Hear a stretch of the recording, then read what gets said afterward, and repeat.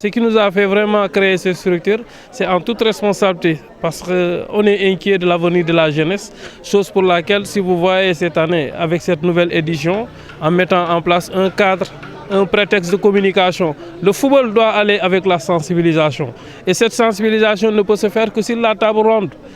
Et je pense qu'aujourd'hui, vous êtes témoin des faits. Pour une première dans l'histoire, nous avons créé une cérémonie officielle d'ouverture où nous avons créé une tribune de sensibilisation et que les autorités pouvaient parler à l'endroit de cette jeunesse que nous allons encadrer pendant 12 jours. 12 jours que vous supposez avec 32 équipes, 16 en cadet et 16 en senior.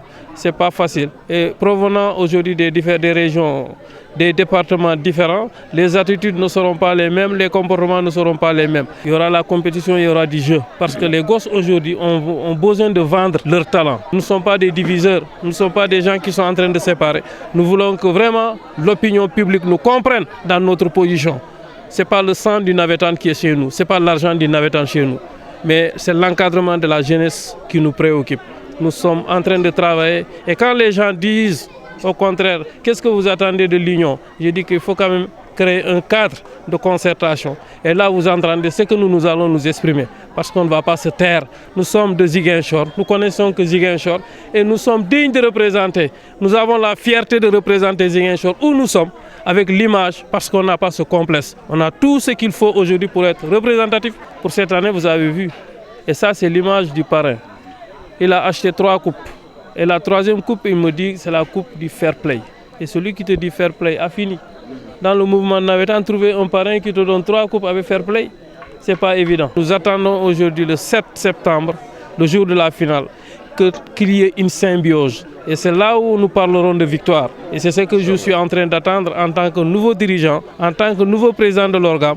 Travailler de telle sorte que ces gosses aujourd'hui que nous sommes en train d'encadrer aient le même dénominateur et que le meilleur gagne. Les phases régionales auront lieu dans la commune qui m'a vu naître. Et donc je viens retrouver mes parents pour passer des moments de communion et surtout de partage avec la jeunesse sportive dans sa globalité. Et surtout, l'autre aspect qui a aussi justifié le choix, mon acceptation de ce parrainage, c'est aussi les personnes placées à la tête de cet organe-là. L'autre aspect, c'est aussi la continuité de ce que j'ai toujours eu à faire. J'ai toujours accepté des parrainages au-delà de la zone de la commune d'Adiane seulement. J'ai parrainé des activités aussi bien dans la Balantokonda, dans le Ziguinchor département, région du moins, pendant des années, depuis les années 2000 jusqu'à nos jours. Et donc c'est un plaisir de retrouver la jeunesse de la région de Ziguinchor, ma région, qui a besoin de réunir tous ses enfants dans toutes leurs composantes, que ce soit ethniques, religieuses, dans tous les aspects. Parce que le sport, c'est celui qui nous unit quand tout nous sépare. Et d'ailleurs, rien ne nous sépare d'ailleurs, mais le sport nous unit encore davantage. C'est pourquoi j'ai accepté avec un grand plaisir d'être là ce soir au village de Tambacounda. Pour pouvoir s'adresser à la jeunesse, leur parler leur langage, il faut être avec eux, auprès d'eux, dans l'activité à laquelle ils s'adonnent. C'est le football, qu'on le veuille ou non. Ici, dans les zones rurales, encore plus. Parce que nous n'avons pas des piscines, ici, à Ariane. Nous n'avons pas des terrains de football synthétiques où les gens peuvent se donner. Il n'y a que ces moments-là où les grands frères qui sont étudiants à Dakar ou à Ziguinchor ou à Saint-Louis rentrent et que d'autres qui étaient dans d'autres contrées, les immigrés rentrent au Bercail et que c'est le moment de partage, de communion. Et c'est aussi des prétextes pour lancer des messages citoyens, comme l'a si bien dit Marius Sané et tous les intervenants qui se sont précédés dans la tribune tout à l'heure. Nous savons qu'il y a des fléaux quand même qui gangrènent notre jeunesse. D'abord le chômage. L'activité la plus répandue dans les zones rurales aujourd'hui et même dans les zones citadines, c'est les Yakarta. Pourquoi? Parce qu'il n'y a pas d'emploi. Parfois, malheureusement, il y a des déviances. Beaucoup de jeunes s'adonnent soit à la consommation de produits stupéfiants qui parfois leur causent des dépressions ou autres. Et comme disait le président Wade, dis-moi quelle jeunesse tu as, je te dirai quel peuple tu seras. Si notre jeunesse s'adonne à la consommation des produits stupéfiants, ne se concentre pas sur l'essentiel, ne se concentre pas sur la gestion des affaires familiales, la gestion des affaires du quartier, du village, de la commune, de leur département, de la région et voire du pays, qui le fera à notre place? Personne d'autre.